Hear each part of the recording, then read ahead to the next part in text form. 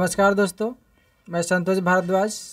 आप सभी का हमारे YouTube चैनल राजभर एक्सप्रेस में हार्दिक स्वागत है। आइए मुंबई में चलते हैं और मिलते हैं श्रवण राजभर जी से। दीजिए। नमस्कार। सबसे पहले तो मैं राजभर एक्सप्रेस चैनल का आभारी हूँ, जो राजभर समाज के हितों के लिए हर स्थान पर चलकर जन जन तक पहुँच करके प्रयास कर रहा है कि हमारे राजभर समाज के लोग आगे बढ़ें और जो अंधकार में हैं वह प्रकाश में आए। मैं श्रवण भारद्वाज मुंबई से और उत्तर प्रदेश गाजीपुर का रहने वाला हूँ।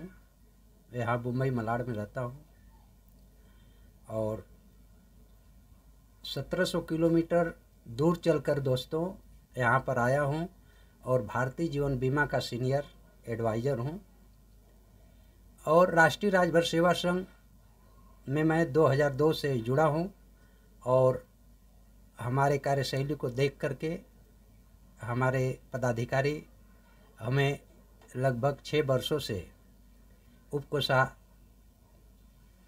पद पर रखे हुए हैं। मैं श्री महेंद्र राजभर जी के साथ 3 साल उपकोषाध्यक्ष रहा और वर्तमान के कोषाध्यक्ष श्री श्याम नारायण राजभर जी के साथ में उपकोषाध्यक्ष हूँ।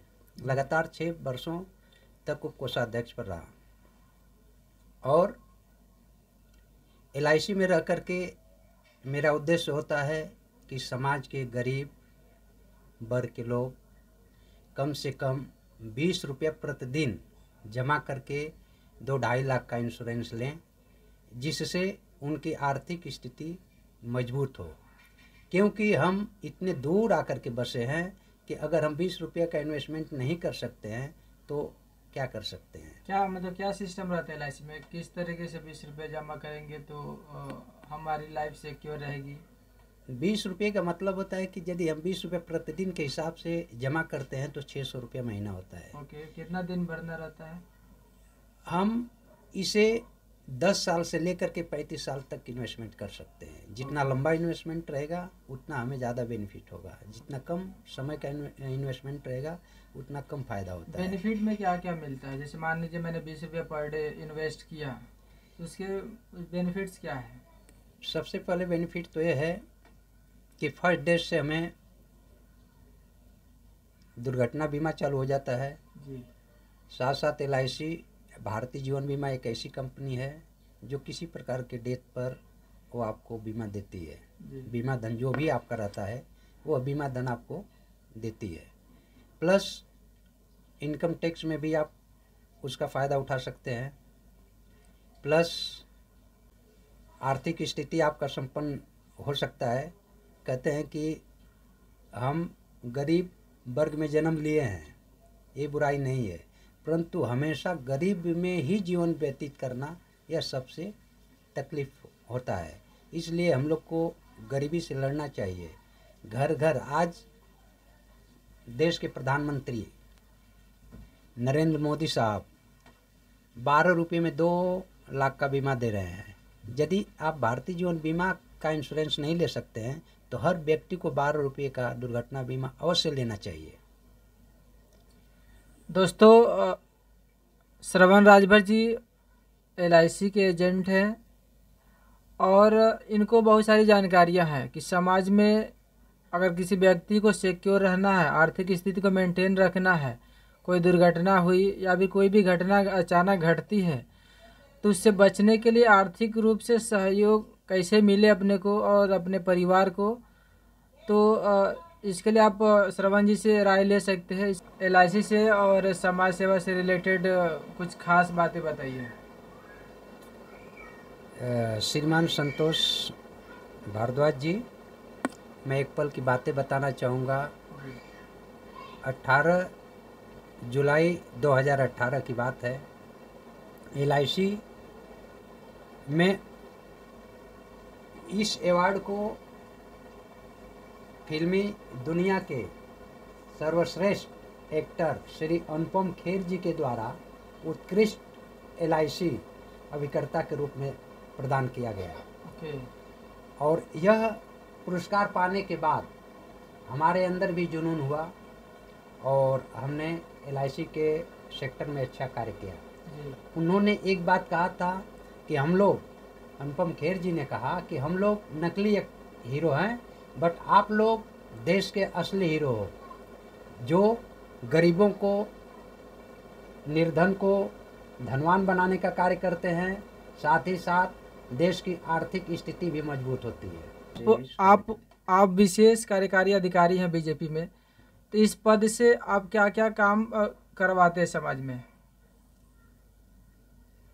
संतोष भारद्वाज जी, मैं आपको ये कहना चाहूँगा कि राष्ट्रीय राजभर सेवा संघ में अच्छे कार्य करने की वजह से भारतीय जनता पार्टी ने हमें मलाड से विशेष कार्यकारी अधिकारी के पद पर दिया हुआ है। यह पद समाज सेवा ही होता है, बट यह सरकारी समाज सेवा होता है। सरकार की तरफ से यह उपलब्धि होता है। सरकार के माध्यम से 5 साल का कार्यकाल होता है। इसमें हम किसी भी प्रकार के जो पेपर होते हैं, जो हम जिला मजिस्ट्रेट के यहाँ जाके वेरिफिकेशन कराते हैं, वह हक हमें मिला हुआ है, उसे हम पेपर को वेरिफिकेशन करते हैं, जिसका सरकारी स्थानों पर मान्यता प्राप्त होता है। किस तरीके का पेपर्स पे साइन करते हैं या फिर सपोर्ट करते हैं? जो पेपर सरकारी ऑफिसों में जमा होने के लिए आता है, आपके पास यदि हमारे द्वारा वेरिफिकेशन किया हुआ पेपर है तो आपको ओरिजिनल पेपर की आवश्यकता नहीं पड़ती है। यह ओरिजिनल ही की तरह कार्य करता है। मतलब आप लोग उस डॉक्यूमेंट को और उनकी जो सिचुएशन है और जो भी स्थिति है, पहले आप उसके बारे में डिटेल जानते हैं और फिर उसके बाद वेरिफिकेशन करते हैं, बराबर? हाँ, पहले हम ओरिजिनल पेपर देखते हैं, ओरिजिनल पेपर देखते हुए ही वेरिफिकेशन करते हैं। जी ऐसे नहीं करते हैं। ओके। जैसे कोई ID आधार कार्ड है, ओरिजिनल आधार कार्ड को देख करके ही हम डुप्लीकेट पेपर को जी वेरिफिकेशन करते हैं।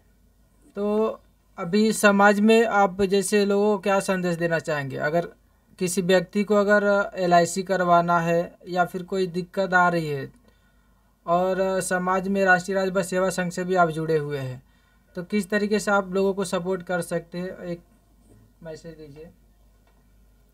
दोस्त, मेरा उद्देश्य है, मैं भारतीय जोन बीमा में सीनियर एडवाइज़र हूँ, अभिकर्ता हूँ। मेरा उद्देश्य खास तौर है कि हर छोटे से छोटे वर्गों को आर्थिक स्थिति को मजबूत करूं। उनको यहाँ तक कहता हूँ कि जो आप लोग 10, 20, 50 रुपये का धूम्रपान करते हैं, उसमें से कटौती करते हुए यदि हम अपने परिवार के लिए इन्वेस्टमेंट करते हैं, बच्चों को पढ़ाने लिखाने के लिए इन्वेस्टमेंट करते हैं, तो उनका भविष्य उज्ज्वल होता है। क्योंकि यदि मान लीजिए कि पिता का डेथ होता है तो पिता के पीछे पत्नी, बच्चे, भाई, बहन, बहुत लोग बेरोजगार हो जाते हैं, क्योंकि पिता के माध्यम से ही उनका आर्थिक स्थिति चलती है। वो कमाते हैं, उनके पीछे उनकी पत्नी होती है, उनके बच्चे होते हैं, उनके माँ होते हैं, उनके बाप होते हैं, भाई होते हैं, बहन होते हैं, और तमाम रिश्ते अपंग टाइप के हो जाते हैं। इसलिए जो घर का मुखिया है, मेन लीडर है, उसको इन्वेस्टमेंट करना चाहिए। जैसे रेलवे का इंजन होता है, तो इंजन के ऊपर ही पूरी शक्ति रहता है।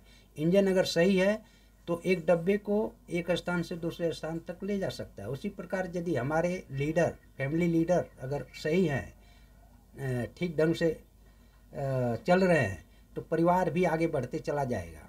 यदि उनके ऊपर इन्वेस्टमेंट LIC का है, मान लीजिए हमने 1 करोड़ का इन्वेस्टमेंट कर दिया, कल उनका दुर्घटना हो गया, तो हमारा परिवार जो है सुरक्षित होगा, परिवार पीछे नहीं जाएगा। उस पैसे के बल पर वह परिवार आगे बढ़ते हुए चला जाएगा। और इसी तरह से राष्ट्रीय राजभर सेवा संघ में रह करके दोनों काम करता हूँ। इधर ये भी एक सेवा का काम है, और अपने समाज अशिक्षित है।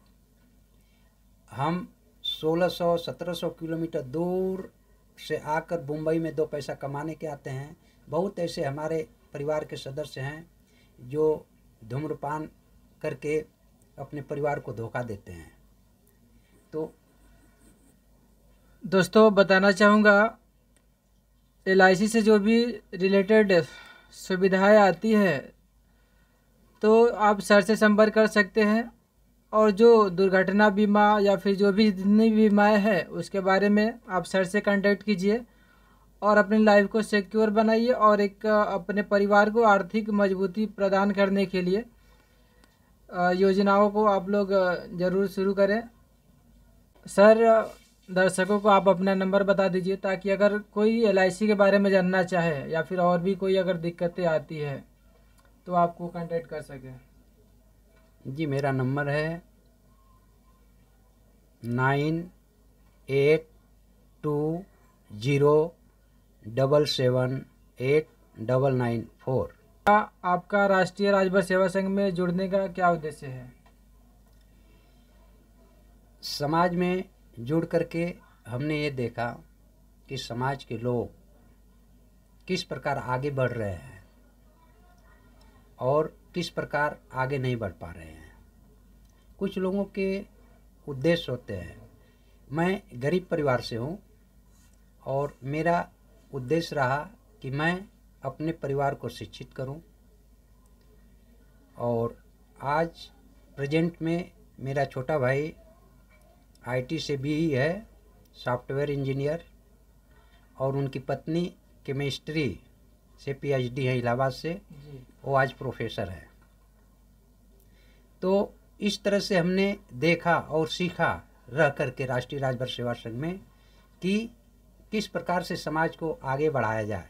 तो हमारा उद्देश्य है और मैं हर वक्त कहता हूँ कि आप लोग अपने अपने परिवार से अपने बच्चों को शिक्षित करना सीख लें। यदि हम अपने ही परिवार से एक एक बच्चों को शिक्षित करेंगे तो हर घर शिक्षित हो जाएगा। किसी दूसरे को हमें कहने की ज़रूरत नहीं है। इसलिए हमें अपने घर से ही जागरूकता पैदा करना है कि हम अपने बच्चों को पढ़ा लिखा करके अच्छे स्थान पर पहुंचावें, अच्छे पोस्ट पर पहुंचावें। जब हमारे पास शिक्षा रहेगा, कलम में शक्ति रहेगा, तो हम कहीं भी लड़ाई लड़ लेंगे। क्योंकि अब वह युग नहीं है जिस समय तलवार और भाला या गन की लड़ाइयाँ होती थी। अब कलम की लड़ाइयाँ हो रही है। अगर आपके पास शिक्षा रूपी हथियार है तो आप कहीं भी लड़ाई लड़ सकते हैं। आप किसी भी रूप में रहें, आप कहीं भी लड़ सकते हैं। क्योंकि अगर आप शिक्षित हैं, विद्वान हैं, तो आप ब्राह्मण हैं। अगर अशिक्षित हैं तो आप ब्राह्मण नहीं हैं। कहते हैं कि ब्रह्म की प्राप्ति जिसके पास है वही ब्राह्मण है।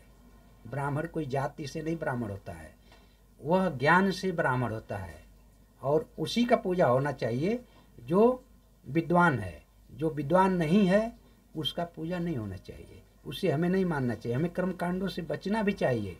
आज कर्मकांड वो है कि 8वीं पास का यदि ब्राह्मण है तो हम उसके यहाँ जाके समर्पित हो जाते हैं। हम पीएचडी किए हैं फिर भी उसको समर्पण होते हैं। नहीं करना चाहिए हमें। यदि आप हमसे शिक्षित हैं तो आपको मैं प्रणाम करता हूँ, बट हम शिक्षित हैं तो आपको प्रणाम करने की हमें आवश्यकता नहीं है। जो रियल में ज्ञानी है उसको ही ज्ञानी माना जाए, आपके कहने की यही तात्पर्य है जी।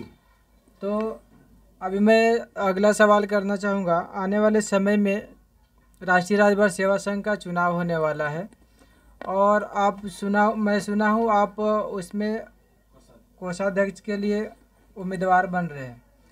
तो आपका क्या उद्देश्य है? आप कोषाध्यक्ष बन के आप कैसे समाज की सेवा करना चाहते हैं? जी संतोष जी, राष्ट्रीय राजभर सेवा संघ की उत्पत्ति 1981 से हुआ जी, और यह हमारे समाज की सर्वश्रेष्ठ और सबसे बड़ी संस्था है। यह संस्था सबसे पहले निर्माण हुआ, इससे पहले कोई भी संस्था नहीं थी। राष्ट्रीय राजभर सेवा संघ सर्वश्रेष्ठ और उत्तम संस्था है। यहाँ पर लोकतंत्र की विधि से पदों का चुनाव होता है और जो समाज के लोग चाहते हैं जिसको पद पर नियुक्ति करना, उसे अपना मत देते हैं और लोकतंत्र की विधि के द्वारा यहाँ पर पद का नियुक्ति होता है, वोटिंग होता है और इसके बाद है। और दूसरी बात कि इसमें सदस्यता शुल्क 500 है। आजीवन सदस्य बनने के लिए 500। जो लोग मेंबरशिप लेते हैं उनको संस्था कैसे सपोर्ट करती है? सपोर्ट राष्ट्रीय राजभर सेवा संघ जो सदस्य हैं उनका भी करता है और जो सदस्य नहीं हैं उनका भी करता है जी। रही बात जो सदस्य हैं उनको एक आईडी की तरह काम करता है। आईडी कहीं भी हम हैं उस पर अपना पूरा एड्रेस रहता है, नाम रहता है, संस्था का नाम रहता है, संस्था का रजिस्ट्रेशन रहता है। वह एक आईडी की तरह काम करेगा और कभी भी दुख सुख होता है तो राष्ट्रीय राजभर सेवा संघ आगे बढ़ कर के काम करता है। बहुत ऐसी ऐसी दुर्घटनाएं होती हैं जिसमें राष्ट्रीय राजभर सेवा संघ आगे बढ़ कर के उन्हें मदद करता है, मदद में सहयोग कराता है। ये सब समाज की आज समाज में इतना जागरूकता हो गई है, इतना जागरूकता हो गई है, खुशी होता है कि आज राष्ट्रीय राजभर सेवा संघ को देखते हुए हमारे समाज में अनेकों संस्था पैदा हो गई है। जी। आने वाले चुनाव में आप कोषाध्यक्ष बन के किस तरीके से आप लोगों की सेवा करना चाहते हैं? जी, राष्ट्रीय राजभर सेवा संघ का चुनाव होने वाला है। इसमें समाज के बुद्धिजीवी व मतदान के जो भाई बंधु हैं उनके विचार विमर्श से मैं भी कोषाध्यक्ष का चुनाव लड़ना चाहता हूँ। यदि मैं कोषाध्यक्ष बन जाता हूँ तो राष्ट्रीय राजभर सेवा संघ की जो आर्थिक स्थिति है उसे मजबूत करने के लिए कुछ हमारे पास प्लानिंग पॉलिसी है। उस पॉलिसी को लागू करके राष्ट्रीय राजभर सेवा संघ के कोष को मजबूत करेंगे, क्योंकि अगर राष्ट्रीय राजभर सेवा संघ में कोष नहीं है, आर्थिक स्थिति उसकी मजबूत नहीं है, तो वह समाज के युवाओं का और समाज के बुजुर्गों का किसी भी रूप में आर्थिक मदद हम नहीं कर पाते हैं। इसलिए प्रथम हमारा उद्देश्य होगा कि हम इसके आर्थिक कोष को मजबूत करें। ये हमारे पास पॉलिसी है, उस पॉलिसी को जीतने के बाद मैं लागू करूँगा। ओके। तो ये थे हमारे समाज से जाने माने समाज सेवी श्रवण राजभर जी। तो मैं उम्मीद करूँगा कि ऐसे ही लोग समाज में आगे बढ़ें और एक दूसरे की सपोर्ट करने के लिए अग्रसर रहें। तो इसी के साथ जय हिंद, जय भारत, धन्यवाद। जी, सबसे पहले तो आप दोनों भाई अखिलेश राजभर जी और श्री संतोष भारद्वाज जी का आभारी हूँ, जो मुंबई के इतने बिजी शहर में आप लोग समय निकाल करके हमारे छोटे से कुटिया में आप लोग पधारे हैं। इसलिए मैं कोटि कोटि आप लोग का धन्यवाद करता हूँ और जीवन में ईश्वर से प्रार्थना करता हूँ, हे प्रभु, हे ईश्वर, राजभर एक्सप्रेस को इतनी उपलब्धि दीजिए कि सभी सफलताएं इन बंधुओं का कदम चूमे। जी, धन्यवाद सर।